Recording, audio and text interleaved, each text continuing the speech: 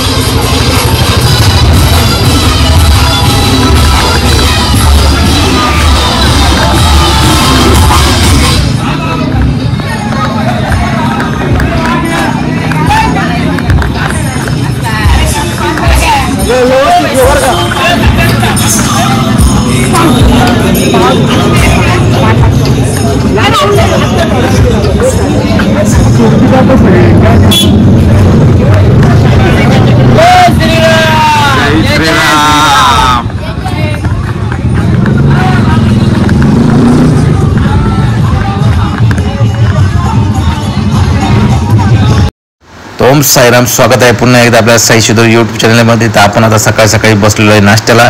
नाश्ता करून आपण जाणार आहोत धर्मवीर गडाकडे। बघू शकता नाश्ता वगैरे करून आपले सर्व मित्रमंडळी, आपले सहकारी सचिन भाऊ, सागर भाऊ, मयूर भाऊ, दिगंबर भाऊ आणि शिवा भाऊ आपण निघलो आहे धर्मवीर गडाकडे दर्शनासाठी। महाराजांचा आज स्मृतिदिन आहे, त्यानिमित्त आपण आलेलो आहोत धर्मवीर गडाला। तर चला जाऊया आता धर्मवीर गडाकडे।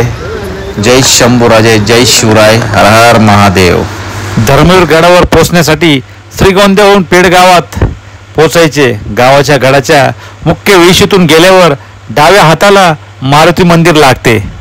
पुढे जीर्णोद्धार केलेले भैरवनाथ मंदिर आहे। गाडीच्या माध्यमातून 10 मिनिटच्या अंतरातून आपण गडाच्या प्रवेशद्वाराच्या वेशीत आपण पोहोचतो। हा उत्तर दरवाजा होय।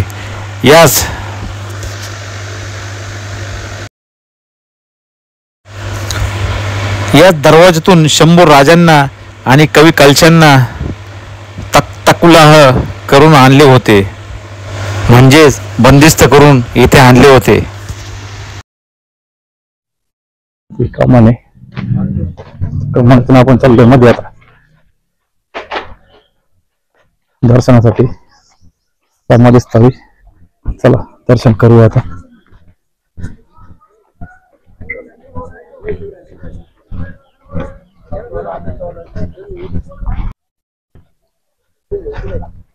हा ना भाऊ, हाय रे तुम्ही।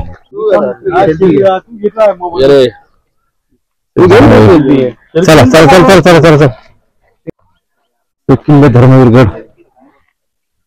चला मध्ये जाऊया किल्ल्याकडे।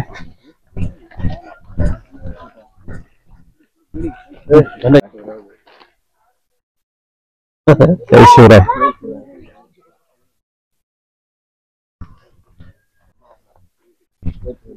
श्री रामेश्वर मंदिर इकडं येताना तिकडं आपण इकडे चाललो समाधी स्थळी महाराजांच्या। चला धर्मवीर श्री संभाजी महाराज, जय शिवराय, जय शंभूराजे। मंदिर प्राचीन मंदिर तिकडे जाऊ, आधी इकडे जाऊ। जय शिवराय, जय शंभूराजे। तर आपण आता पोहोचलेलो आहे धर्मवीर गडावर। तर इथेच तो स्तंभ आहे, शौर्य स्तंभ, जे शंभू राजांना बांधण्यात आले होते। तर चला जाऊया आता आपण बघायला। जय शिवराय, जय शंभूराजे।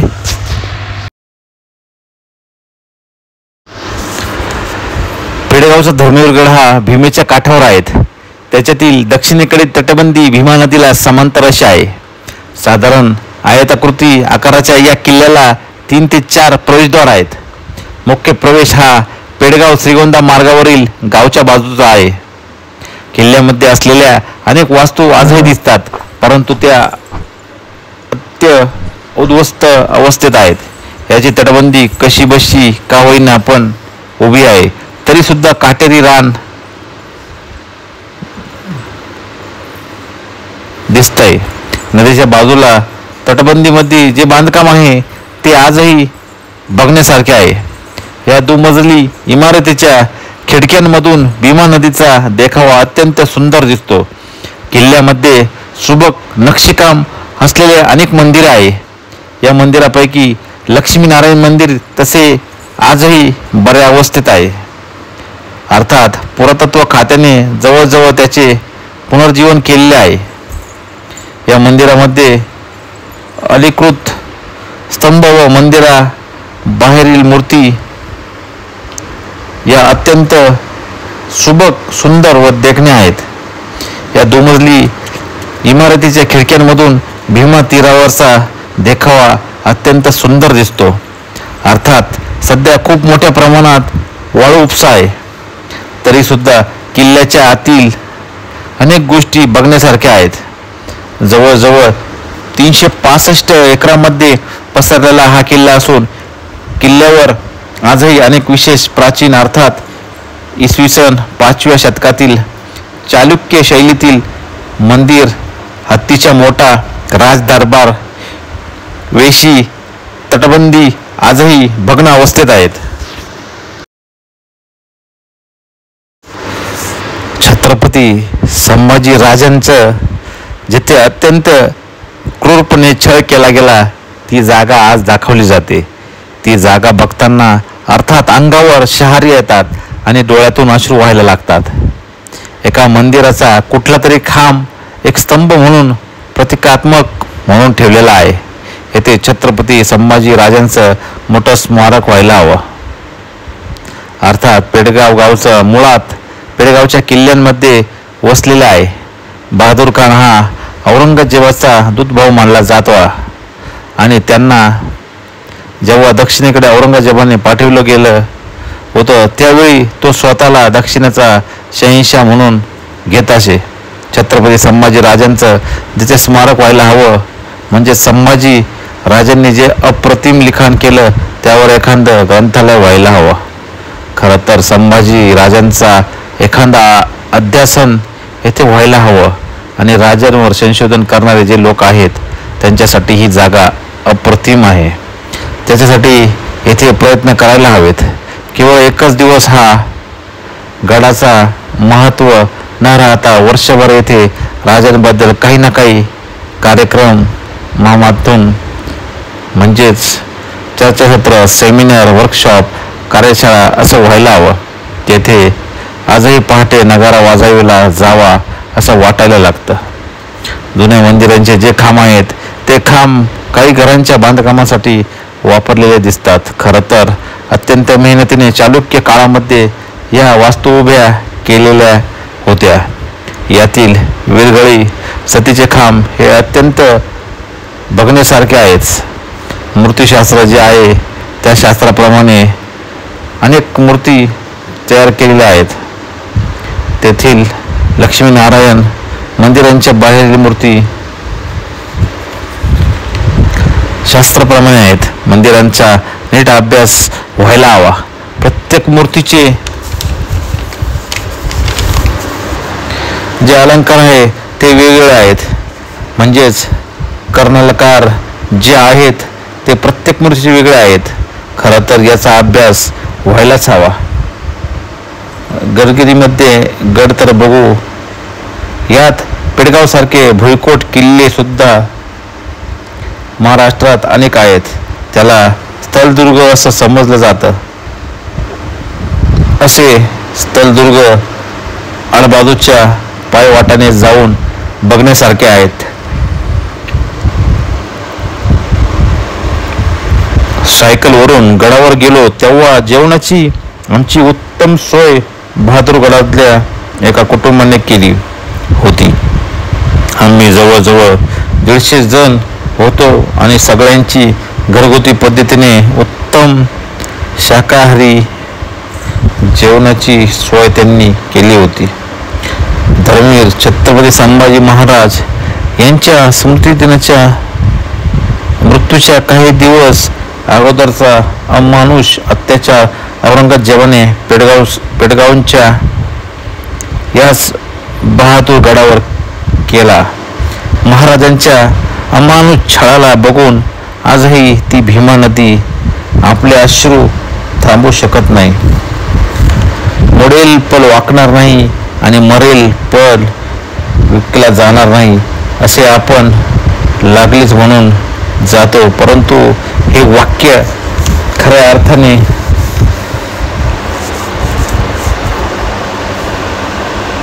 खरे करून दाखवणाऱ्या शंभूराजांचं रूप बघितलेला पेडगावचा भुईकोट किल्ला आणि आत्ता सध्याचा हा धर्मवीरगड.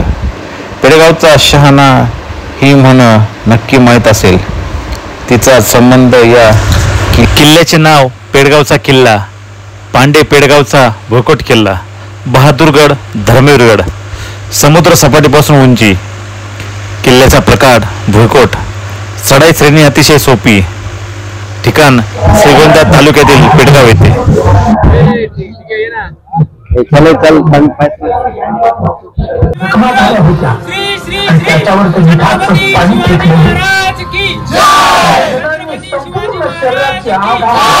छत्रपती शिवाजी महाराजांच्या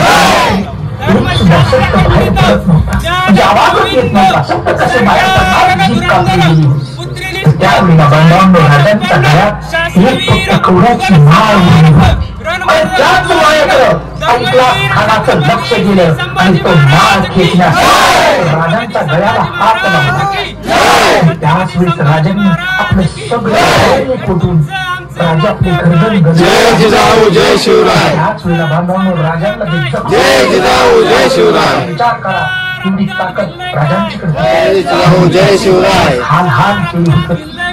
जय जिजाऊ जय शिवराय. हलामुळे खरंच त्यावेळी बघा घटोप्रांत आणि तो दिवस होता 11 मार्च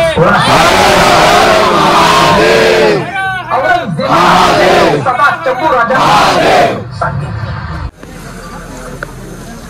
संभाजी महाराजांचे आदर्श जर घ्यायचे असेल तर शिवाजी महाराजांना शिकलं पाहिजे. शिवाजी महाराजांना आपल्याला एक मंत्र दिला, संघटन में शक्ती कटेंगे तो. हा शिवाजी महाराजांनी दिलेला त्यावेळेचा मंत्र आहे.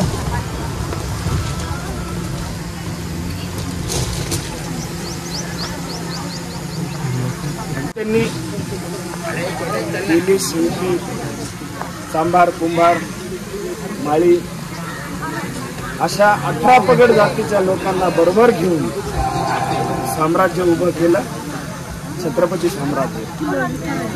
आणि एक जात उदयाला आली ती मराठी हिंदू.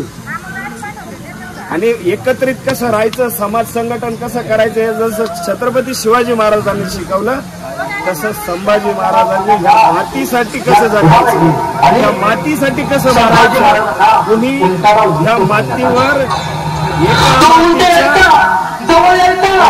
मार्च आपल्यासाठी कॅलेंडरचा दिवस असू शकतो, पण उभ्या तुम्ही आत्ता आपल्याला आपलं वयाचं, आता माझं 46 वर्ष वय, मला आज इथे यायला मिळालं. आजपर्यंत आपल्याला इतिहास कळाला नाही, आपल्यापर्यंत पोचू दिला नाही. छावा चित्रपट पाहिल्यानंतर आपल्याला कळायला लागलं तर संभाजी महाराजांच्या शरीरातलं 5 लिटर रक्त यांनी या ठिकाणी सांडवलं. वेदना देऊन मारलं, यासाठी मारलं का जे मराठ्यांचं साम्राज्य, हिंदूंचे एकीकरण होतं हे जगाला दिसावा म्हणून यांचा छत्रपतीच तोडायचा, यांचा मेन माणूसच तोडायचा, यांचा राजाच तोडायचा. आणि या समाजाची भिन्न भिन्नता झाली पाहिजे, हा समाज विखुरला गेला पाहिजे. पण छत्रपती संभाजी महाराजांच्या आणि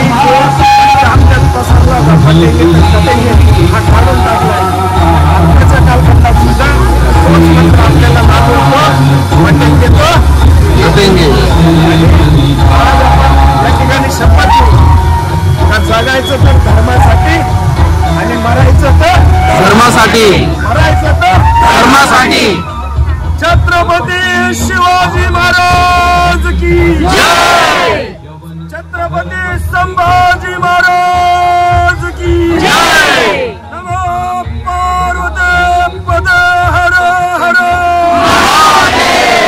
नमो पार्वती पद हर हर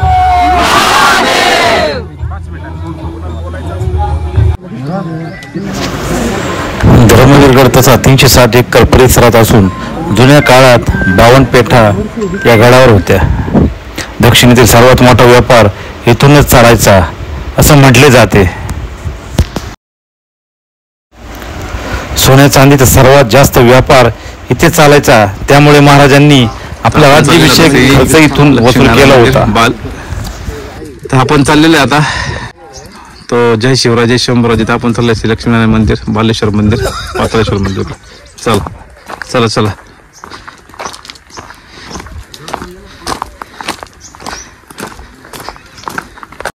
जय शंभूराज जय शिवराय. तर आपण आलो आता लक्ष्मीनारायण, पाताळेश्वर मंदिर, बालेश्वर मंदिर, हत्तीमोड 2 हौदकडे, हत्तीमोड 1 कडे, बारवाकडे. तर इथं असा रस्ता आहे. हे बारवाकडे नदी इथं माग आणि इकडे हत्तीमोड 2 हौदकडे समोर बघू शकता. इकडे मंदिर आहे. तर आपण जाऊ आता मंदिर बघायला.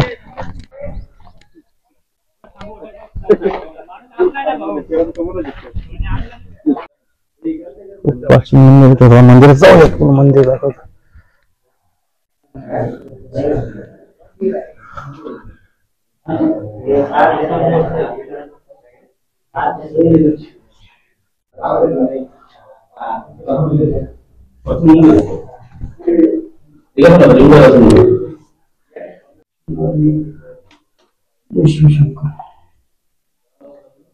होऊ शकता. खूप प्राचीन मंदिर आहे.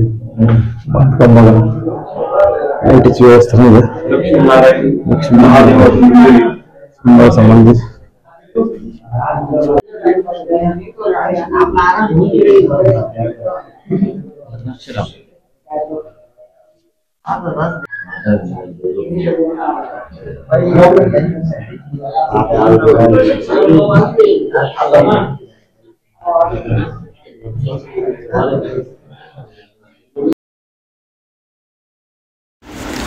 गडाला 12 वेशी होत्या. त्यातील एक हा दिंडी दरवाजा असा उल्लेख आढळतो.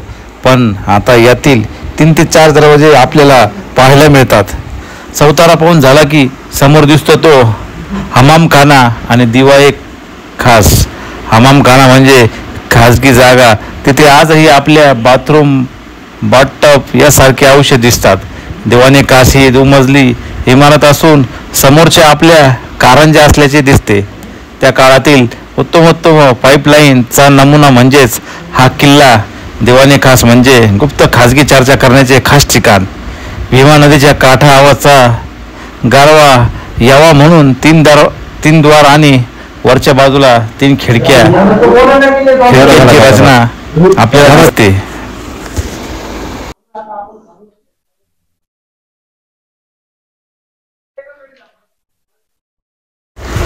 बहादूरगड, धर्मवीरगड इथून जी पडलेली जागा दिसते ती म्हणजे राणीमहल होय. पडलेल्या अवस्थेत असलं तरी आजही त्या काळाची आठवण नक्की करून देतो. राणीमहल दगडी बांधकामाचा होता, परंतु हमामखाना हा विटांच्या बांधकामात आढळतो. त्यामुळे त्यांच्या बनावटीच्या काळाचा थोडा संशय अजूनही आहे. गडावरले हे सगळं बघून आपण जायचं ते समोर दिसणाऱ्या लक्ष्मीनारायण मंदिराकडे. किल्ल्यावर 4 महत्वाची आणि इतर छोटीशी मंदिरे व विरगळ आपल्याला बघायला मिळतात. लक्ष्मीनारायण मंदिर हे सर्वात उत्कृष्ट स्थापत्यशास्त्राचा व मूर्तिकलेचा नमुना आहे. 21, 22, 23 जून या तारखांना कोल्हापूरच्या महालक्ष्मी मंदिरासारखे किरणोत्सव बघायला मिळतो. या मंदिराविषयी अभ्यासपूर्ण माहिती तुम्हाला वेबसाईटवर मिळेलच. लक्ष्मीनारायण मंदिरासमोर बाळेश्वर मंदिर आहे. त्यावरील नक्षीकाम देखील सुंदरतेने नटलेले आहे. याशिवाय रामेश्वर मंदिर आणि मल्लिकार्जुन मंदिर देखील बघण्यासारखं आहे. आता गडावरील हत्ती मोड बघायची. समोर एक फलक दिसतो. जुनी हत्ती मोठ आणि नवी हत्ती मोठ यातील जुनी हत्ती मोठेकडे जायचं. ही यादवकालीन हत्ती मोठ आहे आणि याच मोठ्याच्या माध्यमातून संपूर्ण किल्ल्यावर खापरी नारळाचा वापर करून आपली पोहोचलय जायचे. आपण ज्याला एल्वारा उत्सव म्हणतो त्याची रचना देखील इथे आढळते. भीमा नदीच्या पात्रातून शेजारी खोदलेल्या विहिरीत आणि आणलेले जायचे आणि हत्तींच्या मोठीने त्याला उंच देऊन ते संपूर्ण गड फिरवले होते. दुसरं म्हणजेच नव्या मोठीकडे गेल्यावर आपल्याला मागच्या सारखीच रचना आढळते. या मोठीच्या निर्मितीची गरज ही जवळपास 1.25 किलोमीटर व असलेल्या मशीदमध्ये पाणी पुरवठा करण्यासाठी केला होता. कोणी बांधली आणि कधी बांधली याची चर्चा इतिहास विभागामध्ये केलेली आहे. बहादूरगड, धर्मवीरगड डोंगरासारखा जो भाग आपल्या किल्ल्यात दिसतो त्याला देखील शौर्यस्तंभ इतकेच महत्त्व आहे. इथे 5 मजली इमारत होती असे बखरकार लिहितात.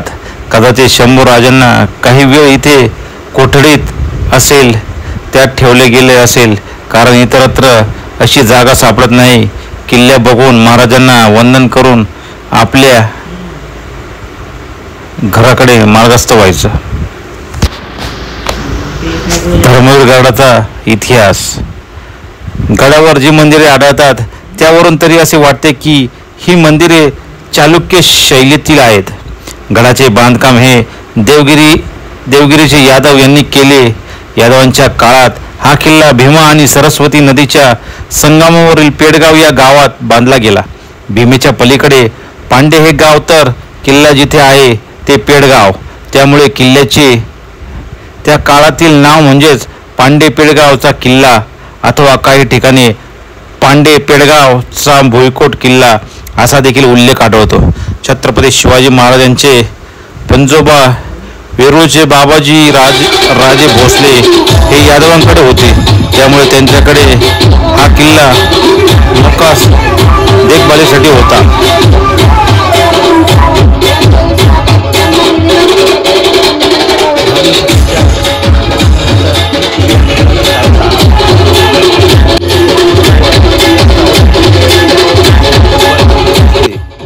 मालोजी राजे म्हणजे शिवाजी महाराजांचे आजोबा देखील या किल्ल्याची निजामाकडे असताना देखील देखभाल करत होते असे काही इतिहासकार लिहितात. परंतु याची सत्यता कितपत योग्य आहे हे सांगता येत नाही. निजामशाहींच्या अस्तानंतर हा किल्ला मोगलाकडे गेला. बहादूरगड, धर्मवीरगड. औरंगजेबाचा दूध भाऊ म्हणून इतिहासात ओळख असलेला खान जहान बहादूर खान कोकलाताश याला औरंगजेबाने स्वस्त दक्षिणेतील सरदार म्हणून नेमले. बहादूर खान दक्षिणेत आल्यानंतर त्याचा मुक्काम म्हणा किंवा त्याची राजधानीच हा किल्ला बनली.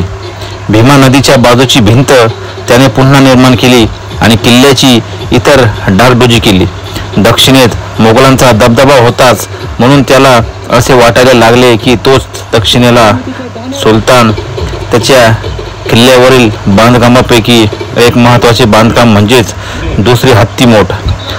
दुसरी का तर पहिली हत्तीमोट ही यादवांनी स्वतः बांधली होती. 26 मार्च 1685 रोजी किल्लेदार अब्दुल रहमानने ही मोट बांधली. स्वराज्याच्या इतिहासातील स्वर्णक्षण म्हणजेच महाराजांचा राज्याभिषेक नुकताच पार पडला होता. तारीख होती 6 जून 1674. राज्याभिषेकावर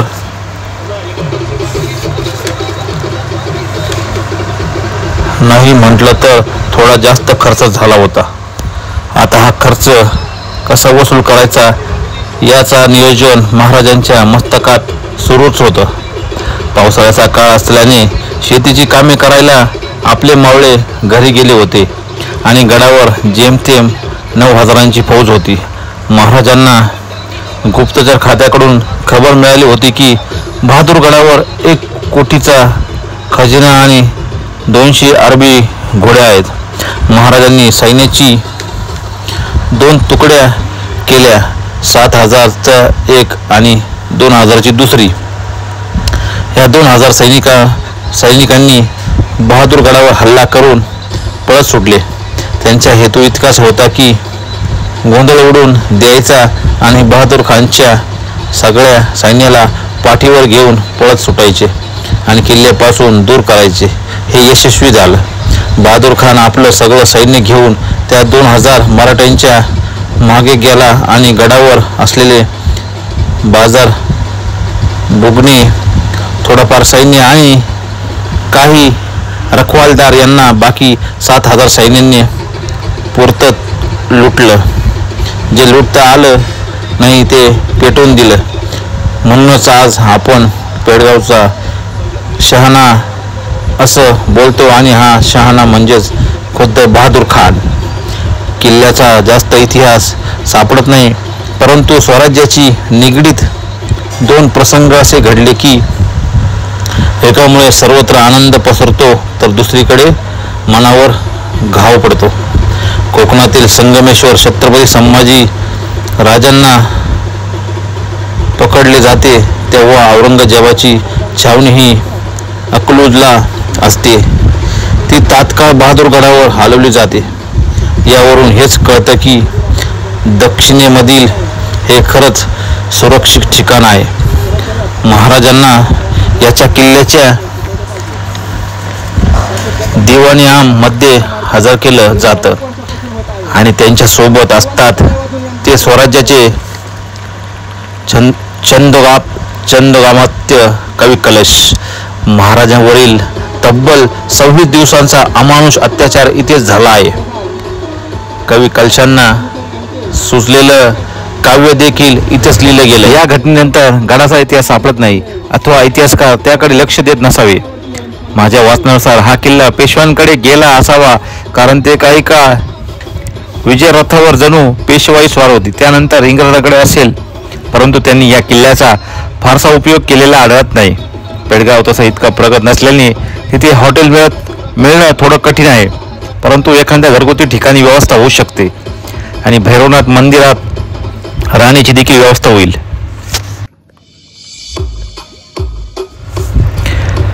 किल्ल्याचा प्रकार भुईकोट किल्ला, डोंगररांग नाही. जिल्हा अहमदनगर, श्रेणी सोपी आहे.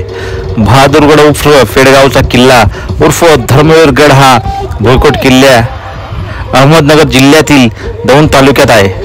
अष्टविनायकापैकी सिद्धटेक पासून केवळ 9 किलोमीटरवर आलेला हा सुंदर किल्ला केवळ आडबाजूला असल्यामुळे अपेक्षाचा धनी झालेला आहे. किल्ल्यावर पाहण्यासारखं अनेक वस्तू आणि मंदिरे आहेत. किल्ल्यावरील पाणी पुरवठा योजना पाहण्यासारखी आहे. शिवदुर्ग संस्था आणि पेडगाव ग्रामस्थांनी मिळून किल्ल्याची व्यवस्था उत्तम ठेवली आहे. गडावर 2 गडपाल नेमलेले आहेत.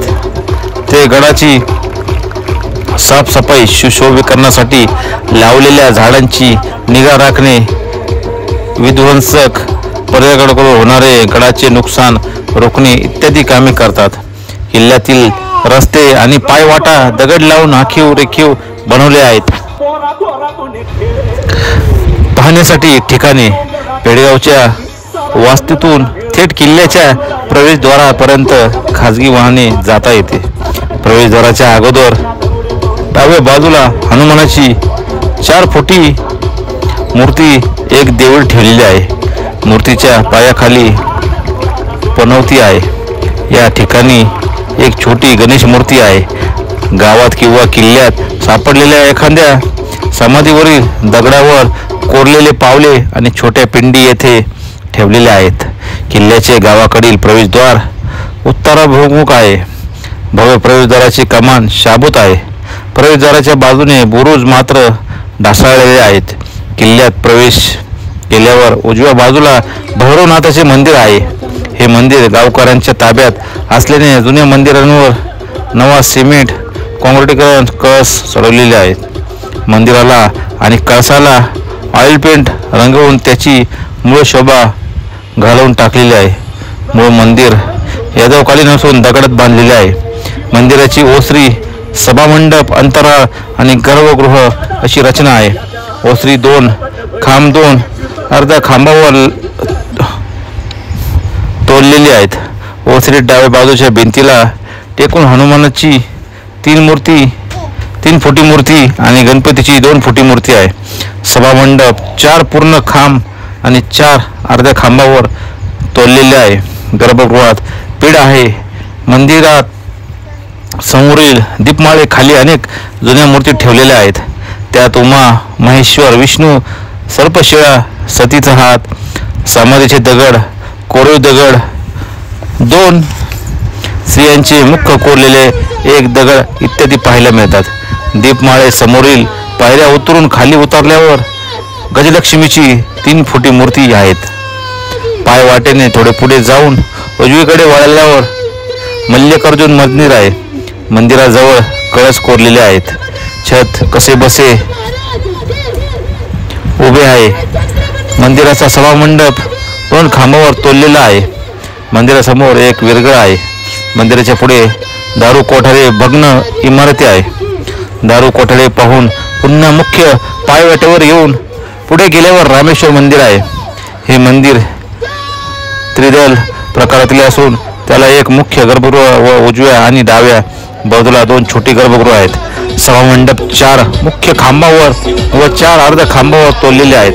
गर्भगृहात पिंड आहे. गर्भगृहाच्या दरवाजाच्या डाव्या बाजूच्या भिंतीला टेकून एक गणेशाची 3 फुटी मूर्ती ठेवलेली आहे. तर उजव्या बाजूला 3 जैन तीर्थकारांची मूर्ती आहेत. अंतराळाच्या भिंतीला एक गणेशाची 2 ते 2.5 फूट मूर्ती टेकून ठेवलेली आहे. बाकीची 2 गर्भगृह रिकामी आहेत. सभामंडपातील रंगशिळा तोडलेली आहेत. मंदिराच्या मुख्य दरवाजा बाहेर वरच्या बाजूला 2 बाजूला मूर्ती आहेत, पण त्या झिजलेल्या असल्याने ओळखता येत नाहीत. त्यातील उजव्या बाजूची मूर्ती नरसिंहाची असावी. मंदिरासमोर फुलझाडे लावलेली आहेत. मंदिराचा कळस कोसळलेला आहे. रामेश्वर मंदिराजवळ एक विटांनी बांधलेला 6 फुटी पोकळा मनोरा आहे. किल्ल्याला लागूनच असलेल्या भीमा नदीचे पाणी किल्ल्यावर खापरांच्या पाईपामधून खेळवण्यात आले आहेत. या पाईपातून जाणाऱ्या पाण्यातील हवा बाहेर निघून जाण्यासाठी मनोरे एअरलेस वेल्स बांधण्यात आलेले आहे. अशा प्रकारे 2 मनोरे किल्ल्यात आहे. त्यांना उच्छवास म्हणतात. दुसरा मनोरा ओलांडून पुढे गेल्यावर किल्ल्याच्या मधोमध एक 30 फूट उंच बुरुजासारखी रचना दिसते. त्यावर जाण्यासाठी मातीचा उतार बनवलेला आहे. हा बुरुज नसून हत्ती मोठा आहे. या मोठेखाली एक हौद आहे. वरच्या टोकाला भिंतीत 2 मोठी भोके असलेले दगड बसवलेले आहे. या भोकातून लाकडाचा भक्कम वासा टाकून त्यावर कप्पी बसून हत्ती, घोडे, बैलांच्या साहाय्याने पाणी वर खेचून घेतले जात असे. या हौदापर्यंत पाणी आणण्यासाठी नदीजवळ अशा प्रकारची दुसरी 50 फुटी उंचीची मोठ बांधलेली पाहायला मिळते. या दंडी मोठा पाऊण झाल्यावर उजव्या बाजूला असलेल्या लक्ष्मीनारायण मंदिराकडे जावे. या किल्ल्यावरील अप्रतिम मंदिर आहे. मंदिराचे मुख्य प्रवेशद्वार पश्चिमेकडे असून उत्तर आणि दक्षिण दिशेलाही प्रवेशद्वार आहे. प्रवेशद्वाराच्या द्वारशालावर आणि पट्टीवर सुंदर विकाम आहे. तिन्ही प्रवेशद्वारांच्या बाजूच्या भिंतींवर सुंदर गवाक्ष कोरलेले आहेत. मंदिराच्या बाह्य भिंतींवर सुरसुंदरी कोरलेल्या आहेत. देवकोष्ठ काठात दक्षिण दिशेला वराहाची, पूर्वेला विष्णूची मूर्ती आहे. उत्तरेच्या देवकोष्ठातील मूर्ती ओळखण्याच्या पलीकडे झिजलेली आहेत. मंदिराचा सभामंडप 12 खांबावर तोडलेले आहेत. सभामंडपावरील कळस 4 खांबावर तोडलेले आहेत. कळसाच्या आतील भागावर कमळ कोरलेले आहे. त्याच्या 4ही कोपऱ्यात व्यालमुख आहेत. अंतराळाच्या छतावरील अशाच प्रकारे कोरीव काम आहे. सभामंडपाच्या खांबावर मूर्ती आणि इतर कोरीव कामे आहेत. मंदिराच्या गाभाऱ्याच्या दरवाजावर व्याल, गंधर्व, वेलबुट्टी यांचे सुंदर नक्षीकाम केले आहेत. गाभाऱ्यात लक्ष्मीनारायणची मूर्ती नसून एक विरखक ठेवलेली आहे. लक्ष्मीनारायण मंदिरासमोर बालेश्वर मंदिर आहे. मंदिराचा सभामंडप कोसळलेला आहे, पण खांब उभे आहेत. खांबावर मूर्ती आणि इतर कोरीव काम आहे. गाभाऱ्याच्या दरवाजावर व्याल गंधर्व वेलबुट्टी यांचे सुंदर नक्षीकाम केलेले आहे. गाभाऱ्यात पिंड आहे. बालेश्वर मंदिरापासून पुढे गेल्यावर पाताळेश्वर मंदिर आहे. या मंदिराचे सर्व अवशिष्ट नष्ट झालेले आहे. पिंड असलेले गर्भगृह जमिनीच्या पातळीच्या खाली आहेत, तर नदीवर नंदी जमिनीवर आहे. पाताळेश्वर मंदिराच्या पुढे गेल्यावर 6 फुटी चौकोनी प्रवेशद्वार दिसते. याला पान दरवाजा या नावाने ओळखले जातात. या दरवाजाच्या बाजूने 2 बुरुज आहे. या ठिकाणी 2 तटबंद्या आहेत. एक नदी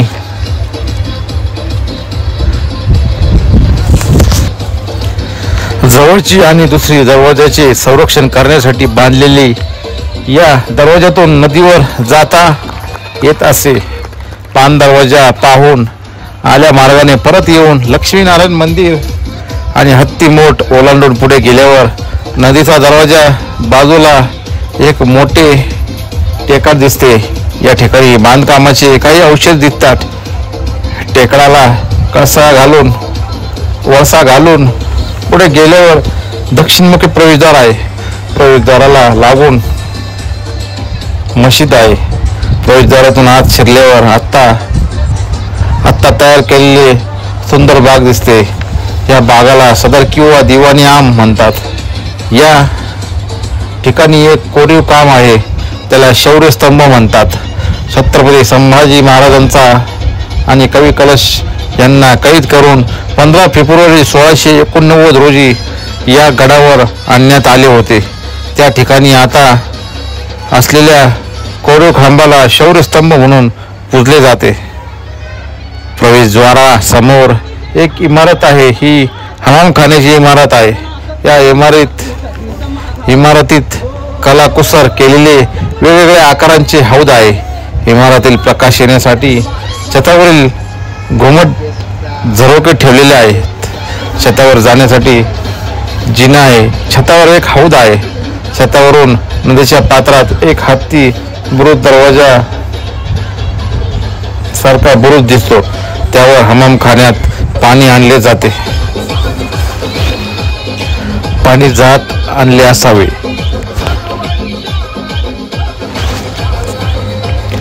हमामखाने शेजारी एक उद्ध्वस्त इमारत आहे. त्याच्या राहिलेल्या अवशेषावरून तो महाल असावा. त्या महालाला आता राणी महाल म्हणून ओळखले जाते. महालातून खाली उतरल्यावर एक कारंजे आहे. ते पाहून प्रवेशद्वारापाशी येऊन पायऱ्यांनी बाजूच्या टेकडावर चढून जावे.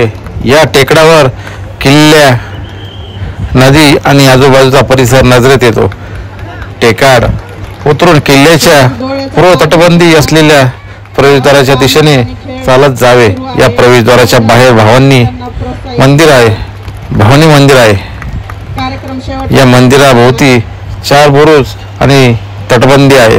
हे भवानी मंदिर पाहून परत किल्ल्यात येऊन पुढे चालत गेल्यावर अजून एक प्रवेशद्वार आहे. पूर्वेकडील दोन्ही प्रवेशद्वार पाहून मुख्य प्रवेशद्वारापाशी आल्यावर आपण गडफेरी पूर्ण होते. इथे पोहोचण्यासाठी वाटा. बहादूरगड उर्फ पेडगावचा किल्ला पाहण्यासाठी जवळचे मोठे गाव दौंड आहे. मुंबई पुण्याहून अनेक रेल्वे गाड्या आणि एसटी बसेस दौंड मार्गे पुढे जातात. एसटी बस स्थानकातून पेडगावला जाणाऱ्या बसेस मिळू शकतात, पण उत्तम पर्याय म्हणजेच दौंडवरून खाजगी वाहनाने अष्टविनायकापैकी एक असलेली सिद्धटेक अंतर 26 किलोमीटर आणि सिद्धटेक पासून बहादूरगड अंतर 9 किलोमीटर. ही दोन्ही ठिकाणे एका दिवसात पाहावी.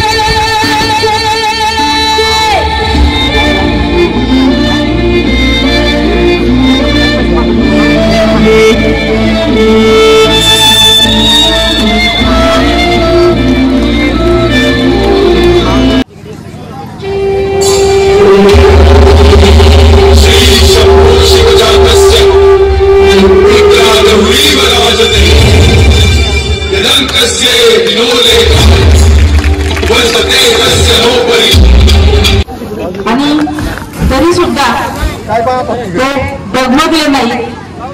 संभाजी महाराजांचा प्रत्येकानेच समोर आदर्श ठेवला पाहिजे. कितीही जीवनामध्ये वेदना झाल्या तरी ते डगमगले नाहीत.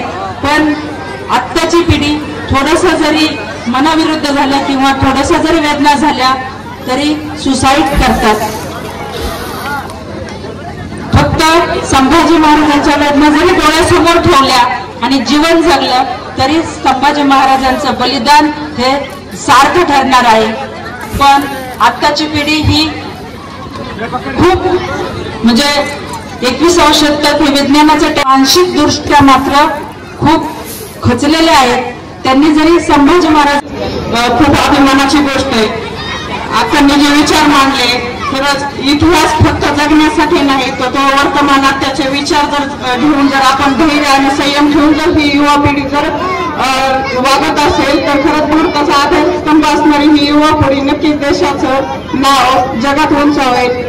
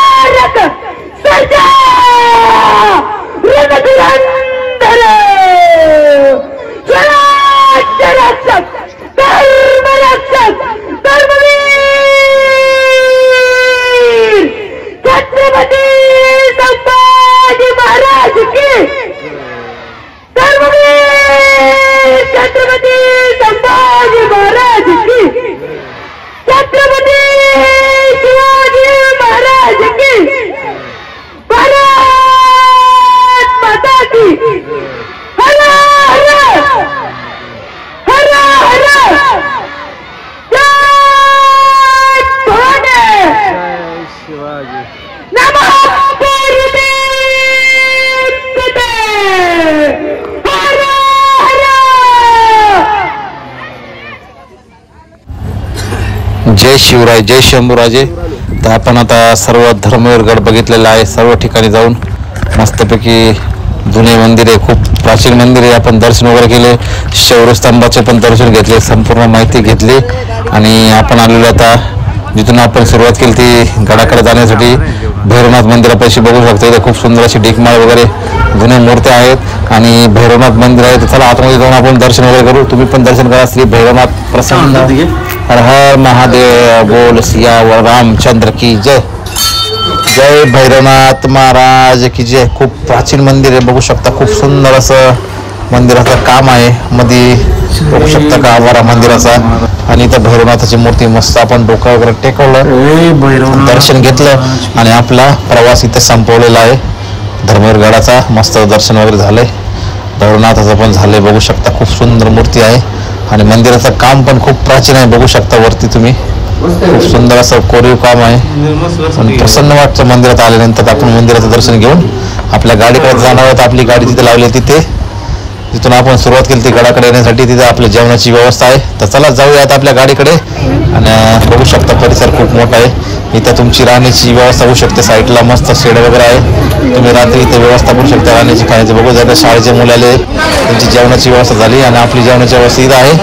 तर आता आपण मस्त जेवण वगैरे करूया. मस्त पुरी भाजी वगैरे बनवली, मस्त जेवण करूया आणि पुढच्या प्रवासाला सुरुवात करूया. तर आजचा ब्लॉग तुम्हाला कसा वाटला नक्की सांगा. व्हिडिओ आवडला असेल तर लाईक करा, कमेंट करा, व्हिडिओला जास्तीत जास्त शेअर करा, आमच्या चॅनलला सबस्क्राईब करा आणि बेल आयकॉन दाबायला विसरू नका. ओम साईराम.